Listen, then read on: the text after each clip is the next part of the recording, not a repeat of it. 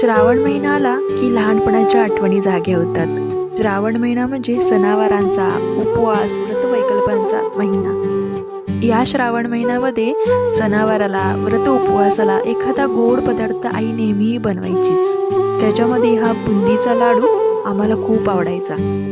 कारण हा लाडू आई बेसनापासून तयार करायची नाही, तर अर्धी वाटी मूग डाळ भिजत घालून तयार करायची.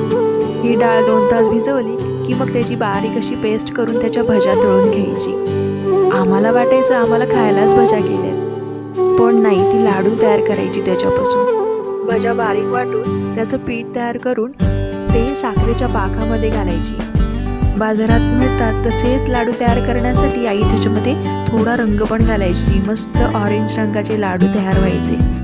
हे मिश्रण मस्त ताटात थंड करून त्याच्यामध्ये थोडी वेलची पावडर, थोडा भोपळ्याच्या बिया घालून मस्त याचे लाडू वळून घ्यायचे. तयार झालेले लाडू 4-5 तास मुरले की आम्ही 2-2 लाडू हातात घेऊन पळतच सुटायचो.